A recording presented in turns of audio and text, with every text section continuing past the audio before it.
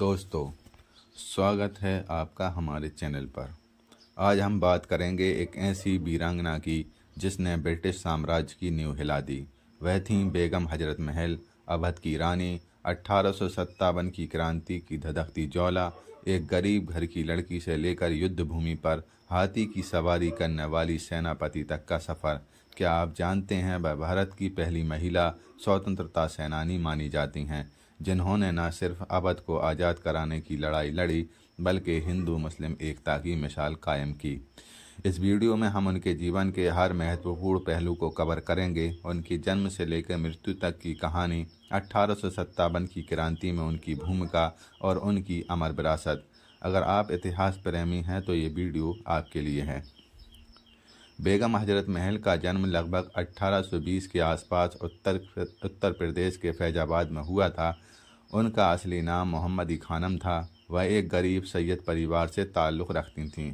कुछ स्रोतों के अनुसार उनके पिता का नाम गुलाम हुसैन था। उस दौर में अवध एक समृद्ध राज्य था, लेकिन गरीबी ने मोहम्मदी को मजबूर कर दिया कि वह तवाइफ बने। कुछ इतिहासकार कहते हैं कि वह गुलामी में बेची गईं और फिर अवध के नवाब वाजिद अली शाह के दरबार में पहुंचीं। उस समय अवध का दरबार कला, संगीत और नृत्य का केंद्र था। मोहम्मदी ने यहाँ परी खाना में प्रवेश किया, जहाँ महिलाओं को नृत्य, कविता और शिष्टाचार की ट्रेनिंग दी जाती थी। वह इतनी सुंदर और प्रतिभाशाली थीं कि उन्हें महक परी या इफ्तिखार उन्निसा का नाम मिला। उनकी कविताएं और नृत्य नवाब को इतना भाया कि वह उनकी ओर आकर्षित हो गए। यह सफ़र आसान नहीं था। गरीबी से निकलकर दरबार तक पहुंचना एक संघर्ष था, लेकिन मोहम्मदी ने अपनी बुद्धिमत्ता से सबको प्रभावित किया। 1840 के दशक में वह नवाब की रखेल बनी और 1845 में उनके बेटे विरजिश कद्र के जन्म के बाद हजरत महल की उपाधि मिली।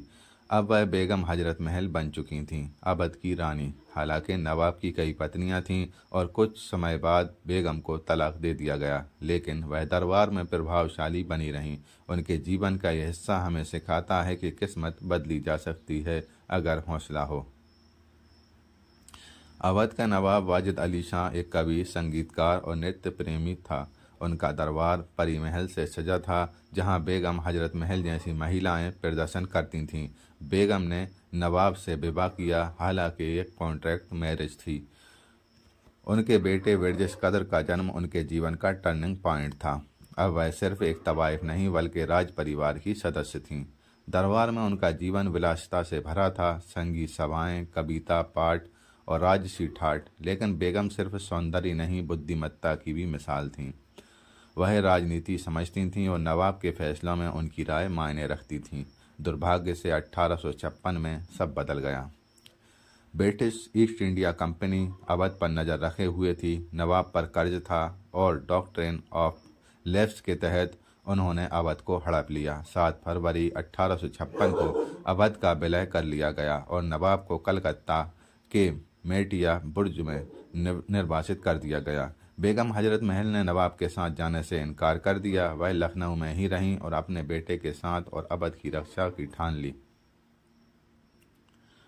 यह फैसला उनके जीवन का सबसे महत्वपूर्ण मोड़ था। एक रानी से वह क्रांतिकारी बनने वाली थीं। 1856 का विलय अवध के लोगों के लिए सदमा था। ब्रिटिश ने नवाब पर कुशासन का आरोप लगाया, लेकिन असल में यह लालच था। अवध समृद्ध था, सोना चांदी और संस्कृति से भरपूर।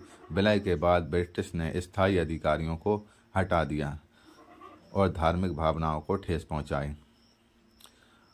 बेगम हजरत महल ने इस अन्याय को सहा नहीं। वह अपने बेटे विरजिश कद्र, जो अब 11 से 14 साल के बीच की उम्र के थे, की रक्षक बनी।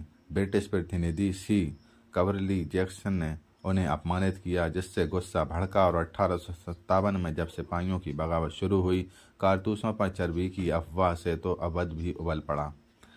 मई 1857 में दिल्ली में विद्रोह शुरू हुआ और लखनऊ में 30 मई को सिपाहियों ने विद्रोह कर दिया। बेगम ने मौके का फ़ायदा उठाया।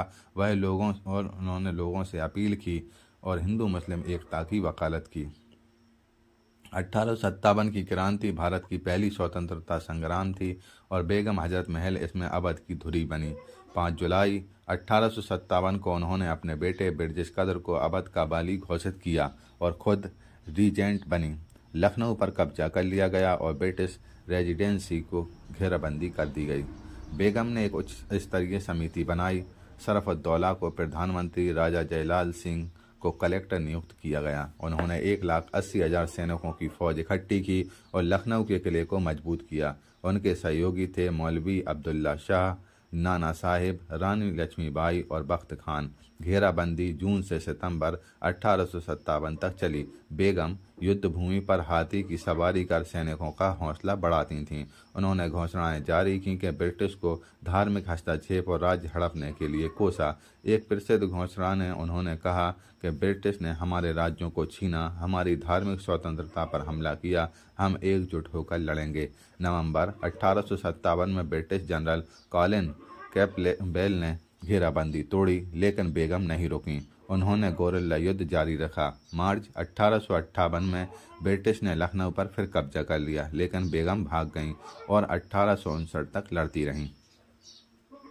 क्वीन विक्टोरिया की 1 नवंबर 1856 की घोषणा, जिसमें धार्मिक स्वतंत्रता और माफ़ी का वादा था, पर बेगम ने जवाब दिया, यह झूठ है, ब्रिटिश ने हमें धोखा दिया है, हम अपनी आज़ादी के लिए लड़ेंगे, वह कभी सरेंडर नहीं करेंगे। क्रांति के प्रमुख नेताओं में वह इकलौती थीं जो कभी नहीं झुकीं। उनकी रणनीति अद्भुत थी। हिंदू मुस्लिम एकता, संपत्ति जब्त कर फंड इकट्ठा करना और महिलाओं को भी युद्ध में शामिल करना।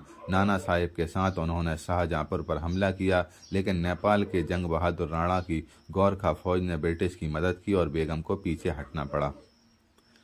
1859 के अंत तक बेगम की सेना बिखर गई और वह अपने बेटे और समर्थकों के साथ नेपाल भाग गईं। वहां के राजा जंग बहादुर राणा ने उन्हें शरण दी, हालांकि ब्रिटिश ने उन्हें सौंपने की मांग की। बेगम ने अपनी ज्वेलरी और संपत्ति से 1 लाख लोगों का पालन पोषण किया। ब्रिटिश ने उन्हें पेंशन और माफ़ी की पेशकश की, लेकिन बेगम ने ठुकरा दिया। उन्होंने कहा, मैं उन शर्तों को नहीं मानूंगी जो अन्य नेताओं को अपमानित करती हैं। वह काठमांडू में रहीं, हिंदुस्तानी मस्जिद बनवाई और भारत की घटनाओं पर नज़र रखी। 7 अप्रैल 1879 को उनका निधन हो गया। उन्हें काठमांडू की जामा मस्जिद के पास दफनाया गया। उनका बेटा ब्रिजेश कद्र भी निर्वासन में रहा। बेगम हजरत महल की विरासत आज भी जीवित है।